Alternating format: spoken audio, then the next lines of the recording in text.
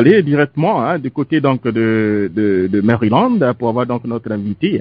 Il s'agit donc du ministre, Monsieur Nyamien Ngora, qui est donc inspecteur donc général d'État. Avec lui, nous allons passer. Il a un emploi du temps qui est très très chargé. Nous allons passer maximum 25 minutes avec lui, 10 minutes avec nous et puis permettre au moins au panel 3 ou 4 personnes. Alors, ayez des questions. Une seule question. Daouda Diabaté. Bonsoir, Monsieur Diabaté. Comment allez-vous? Oui, Jacques Roger, comment ça va? Alors, avant rapidement d'avoir donc notre invité, nous allons vous permettre certainement donc de vous adresser encore à vos compatriotes qui apprécient exactement l'effort que vous faites au niveau donc de la communauté. Et puis, grâce à vos efforts, nous avons la possibilité donc d'avoir donc des personnalités. Donc, en une petite minute, Excellence, nous allons permettre donc de vous adresser donc à vos compatriotes. Oui, je vous remercie de me donner encore l'opportunité de m'adresser à nos compatriotes. Je voudrais les saluer et leur dire que nous avons l'opportunité d'avoir avec nous ce soir Monsieur le ministre Nyamien Ngora, inspecteur général d'État, qui est en mission aux États-Unis. Et comme nous prenons maintenant l'habitude, cette personnalité étant de passage, je voudrais mettre à profit son passage pour vous saluer. Voilà l'objet de la rencontre de ce soir. Alors, encore une fois, merci beaucoup, Excellence. Alors, est-ce que nous pourrons avoir donc Monsieur le ministre? Oui, donc je vous passe Monsieur le ministre. Merci beaucoup. Oui, bonsoir. Oui, bonsoir, Monsieur le ministre. Comment allez-vous? Ça va, merci, et vous? Ça va très bien, voilà. Alors, nous pourrons le dire rapidement avant de vous permettre de vous adresser à vos compatriotes. Ce que nous pouvons dire, vous avez après donc une brillante carrière à la BCAO à Dakar. Vous avez donc été nommé par M. Alassane Dramane Ouattara même comme le directeur général donc de la BCAO. Alors aussi les Ivoiriens aussi se souviennent de cette dimension cognitive que nous avons, que nous retenons de vous. Vous avez été donc un élève brillant. En classe de mathématiques élémentaires au lycée donc classique d'Abidjan, nous nous souvenons, voilà. Oui. Vous avez eu donc le prix au Fouet-Boigny. Alors, donc la première question avant de vous permettre de vous adresser donc à vos compatriotes. Alors, 45 ans après, puisque vous faites partie au moins de cette génération sur laquelle le président Fouet-Boigny a toujours compté. Alors, 45 ans après, quel est certainement le bonheur, j'allais dire, que vous gardez encore, je dis le souvenir que vous gardez pratiquement de ces moments forts de votre vie? Ben, les souvenirs, il y en a beaucoup. Quand vous dites 45 ans, ça fait beaucoup de souvenirs. Bien sûr, il y a ce que vous disiez en 67. J'ai effectivement eu le prix d'excellence, le prix d'honneur offert par le président de la République, Félix Houphouët-Boigny, pour mes résultats durant toute ma scolarité au lycée classique, c'est-à-dire de la classe de 4e à la classe terminale. Bien, après au niveau professionnel, bon, je crois que vous avez fait le résumé de ce que j'ai fait au niveau professionnel. J'ai été jeune cadre à la Banque centrale des États de l'Afrique de l'Ouest. J'ai servi pendant près de 10 ans, de 1974 à 84. À l'agence de la BCAO à Abidjan et ensuite j'ai servi au siège comme directeur central de l'émission et des opérations financières ensuite. Le président de la République, son Excellence Alassane Ouattara, qui était à l'époque gouverneur de la BCAO, m'a proposé au président Félix Houphouët-Boigny pour venir servir à la BCAO. Bref, je ne vais pas m'étaler là-dessus. J'ai été ensuite ministre des Finances dans le gouvernement du président Ali Konan Bédié. Voilà un peu brièvement retracé. Et depuis que le président de la République, Alassane Ouattara, a été élu à la tête de la Côte d'Ivoire comme président de la République, il m'a fait l'honneur de me nommer inspecteur général d'État. Fonction que je remplis depuis juillet 2011 jusqu'à maintenant, et c'est dans le cadre donc de ces fonctions que je suis aux États-Unis pour une réunion des inspecteurs généraux d'État d'Afrique avec ceux des États-Unis. Voilà l'objet de ma visite aux États-Unis. Alors, par rapport à nos compatriotes qui sont aux États-Unis, vous savez, aujourd'hui, nous sommes sortis de plus de 10 ans de crise sévère au niveau de la Côte d'Ivoire. Et le président de la République a décidé de créer par ordonnance une commission dénommée Commission Dialogue, Vérité et Réconciliation, commission dirigée par notre frère aîné, le Premier ministre Charles Konan Banny. Bien sûr, il est président de cette commission, mais pour qu'il y ait évidemment réconciliation, il faut qu'il y ait la vérité, il faut qu'il y ait le dialogue. Donc, le nom même de la commission indique déjà les conditions pour que cela réussisse. Ce n'est pas l'affaire d'une seule personne, c'est l'affaire de tous les Ivoiriens. Donc, bien sûr, là, je me retrouve aux États-Unis et bien sûr, le message que je voulais passer, c'est que nos compatriotes qui sont ici doivent s'inscrire dans cette voie-là. C'est de cette façon que nous pourrions enlever les plaies de la Côte d'Ivoire et aller de l'avant. Le président de la République, en très peu de temps, depuis qu'il a accédé à la magistrature suprême, a fait que la Côte d'Ivoire a retrouvé sa place dans le concert des nations. Et je ne vais pas énumérer en tout cas tous les succès diplomatiques qui sont palpables. Nous sommes aux États-Unis, le président de la République a effectué une visite ici. Il a rencontré les autorités américaines, il est allé à l'ONU, il a porté la voix de la Côte d'Ivoire l'année dernière. Et il a fait une visite d'État en France. C'est un très grand honneur. Bref, la Côte d'Ivoire est maintenant revenue, a repris sa place au niveau des nations. Et ça, c'est à l'actif du président de la République, il faut s'en féliciter. Et il faut que tous, alors l'appel que je voulais lancer à nos compatriotes ici aux États-Unis, c'est de s'inscrire résolument dans la voie de la réconciliation. Réconciliation qui nécessite vérité. Il faut, quand on dit vérité, il faut faire preuve d'humilité, reconnaître ses torts et se faire pardonner. Voilà un peu ce que je voulais dire à l'endroit de nos compatriotes ici aux États-Unis. Merci beaucoup à Monsieur le ministre. Alors, nous allons aller rapidement de notre puisque nous n'avons pas assez de temps assez de temps. Alors, vous êtes inspecteur donc général d'État. Est-ce que vous pouvez nous présenter un peu votre fonction qui n'est pas très connue par vos compatriotes? L'inspection générale d'État, c'est une structure qui existait déjà depuis l'époque coloniale. Quand on jette un regard en arrière, en 1905, on était à l'époque coloniale, cette structure existait. Et aujourd'hui, elle s'appelle l'inspection générale d'État. C'est la structure qui fait le contrôle supérieur de l'État, puisqu'elle est rattachée directement à la présidente de la République. Vous savez qu'au niveau de chaque ministère en Côte d'Ivoire, vous avez une inspection. Au niveau du ministère des Finances, vous avez l'inspection générale des Finances. Au niveau de tous les ministères, il y a des inspecteurs.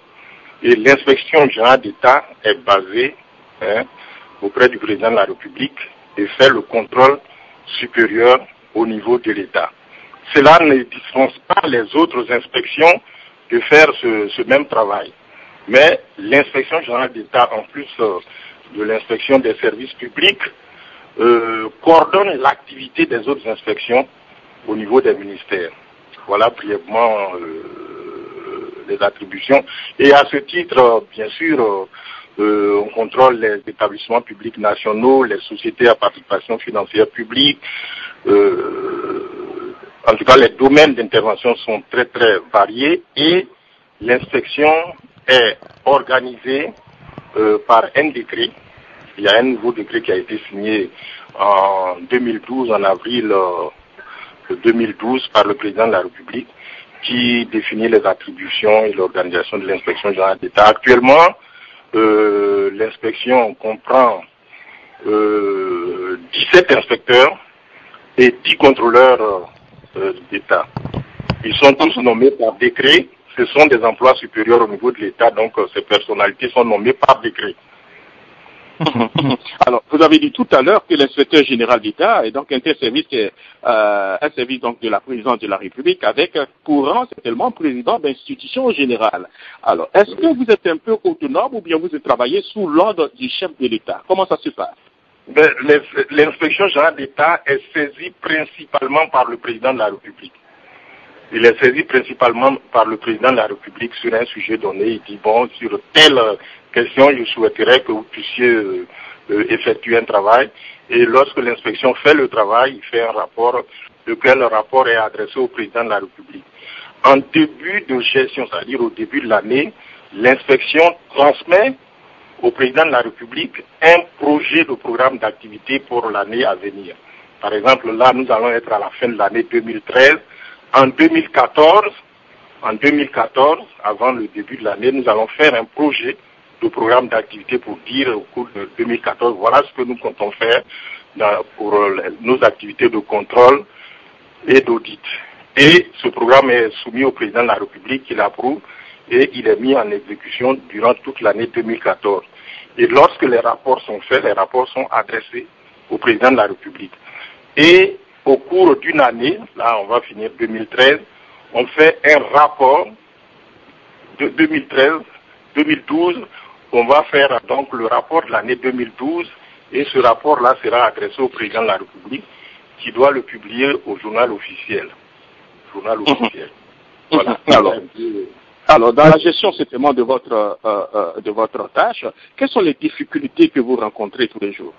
Les difficultés, il y en a, vous savez, les activités de contrôle ne font pas plaisir à tout le monde. Mais ça, nous avons l'appui et le soutien du président de la République.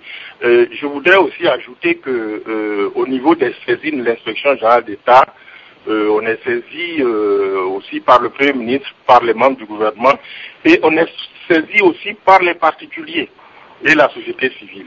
Donc vous voyez que on peut être saisi, on a même un site web sur lequel on peut nous saisir.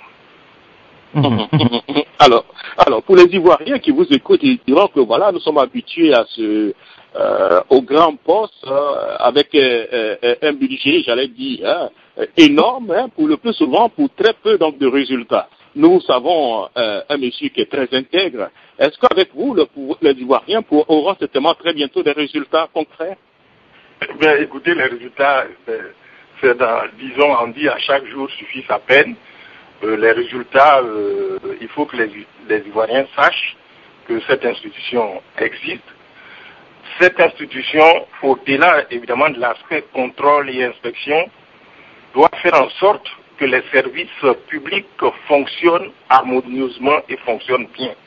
Voilà encore une des missions. Parce que bon, bien sûr, quand on fait l'inspection, on peut faire des propositions d'amélioration du fonctionnement des services publics.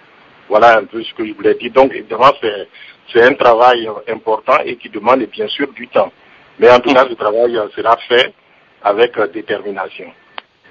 Alors, vous êtes aussi économiste de formation, et actuellement, on envisage un taux de croissance très bientôt de 8,2% pour la Côte d'Ivoire. Nous n'avons pas connu ce taux de croissance il y a longtemps. Je pense qu'au moment où vous étiez au pouvoir, c'est en ce moment-là que nous avons vu ce taux de croissance. Alors, est-ce qu'on peut dire que l'économie de la Côte d'Ivoire is back en ce moment? Est-ce que nous pouvons le dire? Ah, mais c'est sûr que vous savez que le budget 2013 a été adopté par le gouvernement et ce budget va être examiné par l'Assemblée nationale qui a ouvert sa session récemment. Effectivement, le taux de croissance de l'économie en 2012 est projeté à 8,3%. C'est pratiquement une réalisation. Et en 2013, c'est-à-dire l'année prochaine, les projections portent sur 9%. Vous voyez que donc la croissance est de retour. Et pourquoi la croissance est de retour? Parce que le cadre macroéconomique a été assaini, parce que les réformes ont été faites. Et souvenez-vous, grâce aux efforts du gouvernement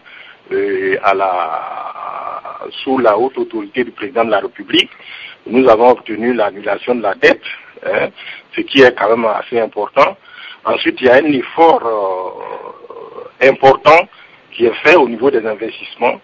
Et dans le budget 2013 qui est soumis donc au Parlement, les investissements dépassent les 1000 milliards de francs CFA. Donc la croissance est au rendez-vous et cette croissance est impulsée principalement évidemment par la reprise vigoureuse des investissements. Quand est-ce que les populations vont ressentir un peu cette croissance? Je crois que les populations ressentent déjà cela. Vous savez, quand vous regardez quand même au niveau de l'environnement, Abidjan, au moment de la crise, on coulait sous les ordures. Je crois qu'il y a eu un effort qui a été fait au niveau de la voirie, au niveau des routes. Il y a quand même un changement notable par rapport à ce que nous avons connu il y a ces dernières années. Donc on regarde, bien sûr, il y a un élément, c'est le coût de la vie. Le gouvernement s'attaque à cela. Il faut évidemment de la patience, mais le gouvernement, j'en suis convaincu, arrivera donc à faire en sorte que le coût de la vie soit supportable pour l'Ivoirien moyen que à tous les niveaux. Alors, monsieur le ministre, avec votre permission, nous allons prendre au moins des questions donc des frères donc du panel. Nous allons aller donc dans l'État de Maryland avec le pasteur Nda, le docteur Nda qui est donc en ligne. Pasteur Nda, allez-y pour votre question, une question courte pour monsieur le ministre. En fait, merci Jacques. Bonsoir monsieur le ministre et surtout et également bonsoir à son excellence monsieur Diabaté. J'espère que vous allez bien et que vous êtes arrivé ici en bonne santé et que tout se passe bien pour vous. Monsieur le ministre, je voudrais vous poser une question, c'est de savoir en fait quel est est-ce que votre rôle, votre fonction s'étend également jusqu'au niveau des établissements dans lesquels l'État a, par exemple, des parts? Est-ce que ça va jusqu'à ce niveau-là, par exemple, au niveau des banques, etc. Est-ce que vous contrôlez également ces systèmes-là? Oui, ça va. Ça va, puisque on contrôle les sociétés d'État, les sociétés à participation financière publique, même quand c'est minorité, à partir du moment où la structure reçoit des fonds publics, nous sommes fondés à effectuer des contrôles au niveau de ces sociétés. Et même quand vous avez la concession d'un service public, par exemple, vous prenez la CUE, la SODECI, à partir du moment où ces structures ont la concession d'un service public, l'inspection générale d'État peut intervenir au niveau de ces sociétés. Merci, c'est ce que j'avais besoin vraiment de savoir. Merci beaucoup, monsieur le ministre. Voilà, nous allons aller du côté donc de l'État d'Oklahoma avec le doctorant, monsieur Suleiman Soumahoro. Bonsoir, monsieur Suleiman Soumahoro. Oui, bonsoir, monsieur Jacques Roger. Bonsoir, monsieur l'ambassadeur. Bonsoir, monsieur le ministre. Merci de nous faire l'honneur de vous adresser aux Ivoiriens ce soir. Mais écoutez, monsieur le ministre, nous sommes très heureux de vous recevoir. J'ai une question, une simple question. Il est de plus en plus question sur la base des éléments macroéconomiques auxquels nous avons parfois accès, que la Côte d'Ivoire est de retour. Mais en économie, vous savez, il faut toujours prévoir des scénarios positifs, c'est ce qu'on souhaite, mais il y a aussi des scénarios catastrophes. Et dans le cas ivoirien, pensez-vous que la réconciliation nationale ou bien l'allure à laquelle le processus avance pourrait être envisagée comme un scénario catastrophe si les choses arrivent à se produire? Récemment, on a constaté quelques attaques par-ci et par-là. Merci bien, monsieur le ministre. Merci, monsieur l'ambassadeur également. Merci à monsieur Jacques. Bonne soirée. Merci. C'est une question importante que vous soulevez. Vous savez, comme on le dit, s'il n'y a pas de paix, il ne peut pas avoir de croissance économique. Donc, ce que vous disiez, c'est très important. Mais justement, il appartient à nous, Ivoiriens, de faire en sorte que nous retrouvions la paix. Et c'est pour cela d'ailleurs qu'il faut se féliciter du fait que le président de la République, très tôt, lorsqu'il a pris fonction, a créé donc cette commission. Cette commission, nous devions faire en sorte qu'elle réussisse. C'est la commission dialogue, vérité et réconciliation. Personne d'autre ne viendra faire cela à notre place. Et c'est pour cela que je me félicite de ce que on me donne l'occasion de pouvoir m'adresser à nos compatriotes de la diaspora pour leur passer aussi le message. C'est notre affaire à tous. Pour pouvoir donc avoir évidemment la prospérité économique, il faut que nous ayons la paix et faisons en sorte que cette commission réussisse. Ça ne sera pas l'affaire du premier responsable, à savoir le Premier ministre Bani, c'est l'affaire de tous les Ivoiriens. Nous devions nous parler, nous dire la vérité, nous réconcilier. Bien sûr, il y a eu des problèmes qui sont du ressort de la justice. Laissons la justice faire son travail. Et vous savez que le président de la République est le chef supérieur de la magistrature. Si la justice fait son travail, le président de la République, évidemment, fera le sien. Voilà ce que je voulais dire. Il faut que nous allions à la réconciliation. Alors, bien sûr, vous avez évoqué les attaques et nous déplorons cela parce qu'il y a toujours des morts d'hommes. Il faut que ces attaques cessent. Voilà un peu ce que je voulais dire. Merci beaucoup, monsieur le ministre. Nous allons aller dans l'État donc de Massachusetts avec Sister Sarah qui est aussi enseignante. Bonsoir, Sister Sarah. Bonsoir, Jacques. Bonsoir, monsieur le ministre. Bonsoir. Bonsoir à vous, bonsoir à son Excellence. Ma question elle est toute simple, monsieur le ministre. Je voudrais savoir, nous avons un trésorier de la présidence et nous avons un inspecteur général. Alors, je ne sais pas comment on situe ces deux postes-là. Est-ce que vous êtes au-dessus de ce poste de trésorier? Est-ce que vous contrôlez aussi les comptes de la trésorerie de la présidence ou bien alors ce sont des départements complètement séparés? Donc nous sommes, si le président de la République nous saisit, nous dit voilà, au niveau de telle structure il faut contrôler, nous le ferons. Comme je le disais tantôt, nous sommes saisis principalement par le président de la République. C'est le président de la République qui nous demande d'intervenir dans tel ou tel dossier.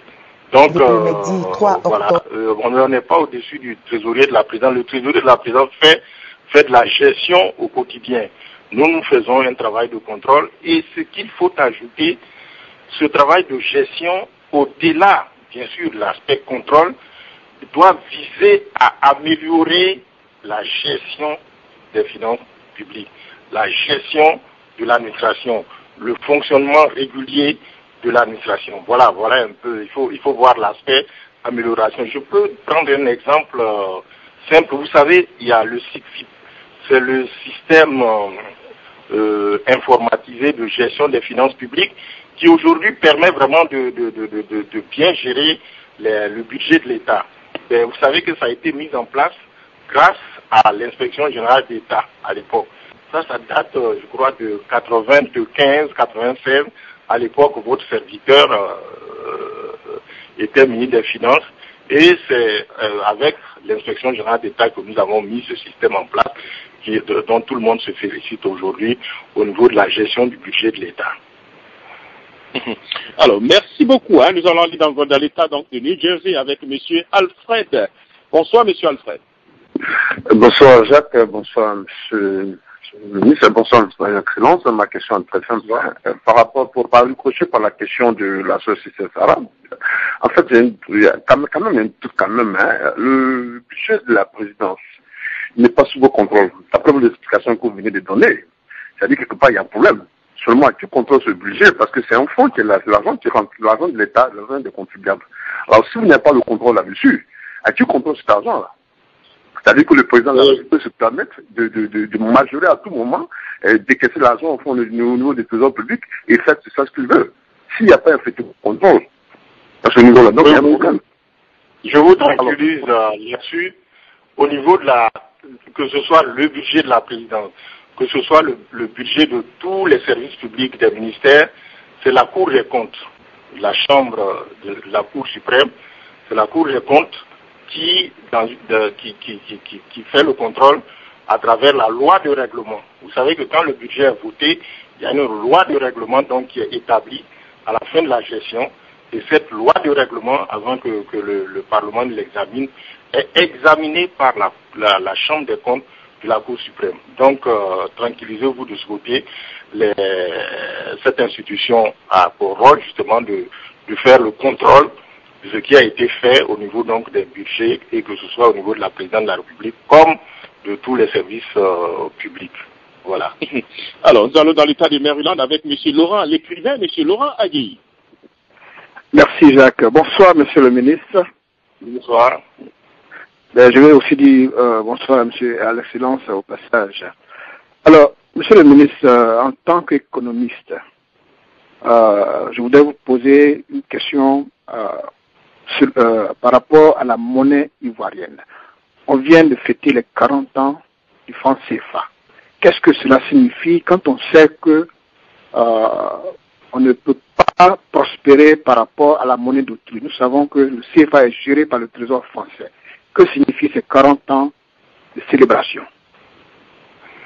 Bien. D'abord, je voulais dire que le CFA n'est pas géré par le Trésor français. Le CFA est géré par les autorités monétaires africaines. Vous avez le conseil d'administration de la Banque centrale des États de l'Afrique de l'Ouest. Vous avez le conseil des ministres de l'Union monétaire ouest-africaine. Et au niveau de la zone d'Afrique centrale, vous avez les mêmes structures qui existent, qui gèrent donc, qui sont les autorités en fait monétaires. Mais il ne faut pas confondre le fait qu'on soit en coopération. La coopération, ça permet d'avoir la convertibilité illimitée du franc CFA. Donc c'est la coopération qui permet. Donc et la coopération, elle est réciproque, hein. C'est-à-dire que bon, voilà, au niveau de vos réserves de change, en vertu des accords de coopération qui existent et dont on vient de fêter les 40 ans, en vertu de ces accords-là, une partie, disons une grande partie des réserves de change, est centralisée par les États dans les livres du Trésor français. C'est notre argent, c'est tout, c'est centralisé dans les livres du Trésor français.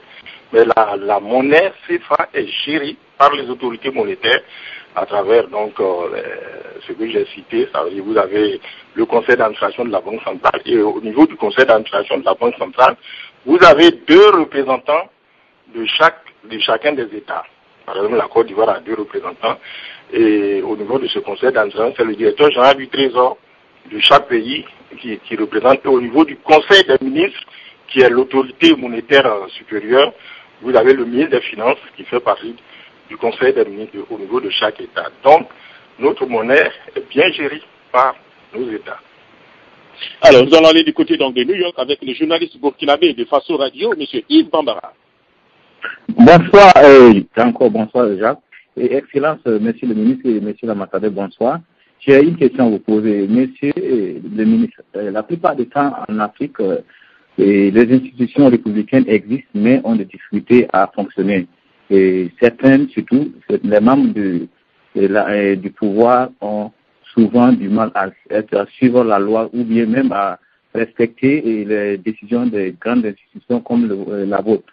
Est-ce à dire que vous aurez la main facile si toutefois, afin que cette institution vraiment qui doit en tout cas exister, compte tenu de son, je veux dire, de ses missions, c'est aussi importante pour un pays comme la Côte d'Ivoire. Est-ce que votre institution pourra avoir la main libre, totalement libre pour fonctionner et ne pas constituer, encore une fois de plus, et faire partie surtout des institutions budgétivores et surtout, je veux dire, comme une institution comme une institution budgétivore. Merci. Non, c'est pas une institution budgétivore. C'est une institution qui fonctionne correctement, qui a ses missions qui sont claires, qui sont définies dans un décret qui a été signé et publié au journal officiel. Et croyez-moi bien, c'est une institution qui est beaucoup sollicitée. Je dis, au-delà de l'aspect contrôle et inspection, il y a l'aspect qui vise à améliorer le fonctionnement des services publics. C'est ce que nous faisons. Donc, il y a actuellement, comme je l'ai indiqué, 27 inspecteurs et contrôleurs d'État qui font le travail de contrôle supérieur qui est rattaché comme vous le savez, à la présidente de la République. Mais en plus de cela, vous avez les inspections au niveau des ministères, notamment l'inspection générale des finances, et au niveau de tous les ministères, il y a des inspections, et nous travaillons en synergie avec toutes ces inspections. Ce sont des fonctionnaires qui sont payés pour le travail qu'ils font. Et les rapports, notamment de l'inspection générale d'État, sont adressés au président de la République, qui les apprécie. Et le rapport d'activité annuel est adressé au président de la République, qui les fait publier au journal officiel. Et comme je l'ai dit, l'inspection est saisie principalement par le président de la République, par le Premier ministre, par les membres du gouvernement, par la société civile, et nous avons même un site web où on peut être saisi. Voilà ce que je voulais indiquer. Voilà, Monsieur le ministre. Donc, l'avant-dernière question rapidement, Monsieur Armand Seri-Blé, qui est président donc, des ENASA International. Allez-y pour votre question, Monsieur Seri-Blé. Je vous remercie infiniment. Je dis mes salutations à son Excellence l'ambassadeur Daouda et à l'inspecteur général et à tous les auditeurs.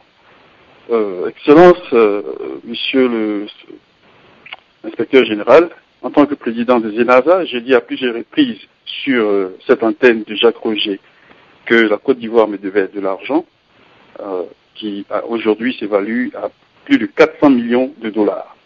Bon, on va aller dire la question, voilà. La question de voilà. Je souhaiterais que la Côte d'Ivoire me donne de l'argent. Donc voilà. Merci, Monsieur Seri-Blé. On aura la possibilité certainement de revenir un peu sur ça.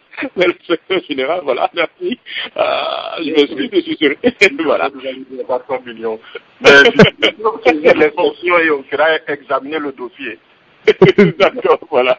Merci. Donc, la toute dernière question, monsieur, comme monsieur Soumaoro, vous êtes un doctorat en économie, je vais vous permettre de vous poser la toute dernière question monsieur le ministre. Allez-y, monsieur Soumaoro. Merci bien, monsieur Jacques Roger. Je tiens à remercier monsieur le ministre et inspecteur général d'avoir fait une clarification importante sur la question du franc CFA. Mais j'en profite pour interpeller les autorités ivoiriennes à travers vous et l'ambassadeur pour que vous récommuniquiez avec nos populations sur ces questions de monnaie. Parce qu'en général, les idées reçues, semble-t-il, tendent à faire croire aux Ivoiriens que nous n'avons pas intérêt à être dans cette monnaie qui a assuré une stabilité économique qui nous permet aujourd'hui d'être des pays qui connaissent des taux de croissance importants avec des taux d'inflation très bas. Moi, c'est ma dernière suggestion, c'est pas une question. Je souhaite qu'en tant qu'inspecteur et aussi en tant qu'économiste, avec tous les autres économistes et membres du gouvernement, vous essayez de faire en sorte que nos populations soient en harmonie avec ces choix de politique macroéconomique ou de politique monétaire et que les populations considèrent que c'est une chance pour le moment qu'on a et il faut tirer profit de cette chance. Merci bien et bonne soirée à tous. Alors, merci beaucoup à monsieur le ministre. Alors, donc, votre mot de fin, vous avez au moins peut-être 2-3 minutes pour vous adresser encore à vos compatriotes qui vous écoutent, qui sont très très nombreux actuellement en ligne. Écoutez, je voudrais d'abord vous remercier et puis remercier aussi l'ambassadeur de Côte d'Ivoire aux États-Unis qui m'a permis de pouvoir m'adresser à nos compatriotes. Un élément important sur lequel je voudrais insister. Je voudrais insister sur le fait que le président de la République, dès qu'il a été élu, a pris conscience de la nécessité de la réconciliation des Ivoiriens. Ça doit être notre affaire. C'est l'affaire de Kwasi, c'est l'affaire de Conan, c'est l'affaire de Gibril. Bref, c'est l'affaire de tous les Ivoiriens. Et si nous échouons, nous échouerons tous. Et nous n'avons pas le droit d'échouer. Mais la réconciliation nécessite vérité, nécessite dialogue, nécessite humilité. Il faut que nous nous inscrivions dans ces valeurs-là. Et je sais que les Ivoiriens ont le génie nécessaire pour s'inscrire dans ces valeurs-là. En tout cas, personnellement, je suis confiant. Le président de la République a tracé la voie.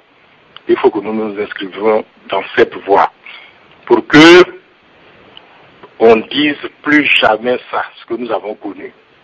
Il faut que nous cultivions la fraternité entre Ivoiriens.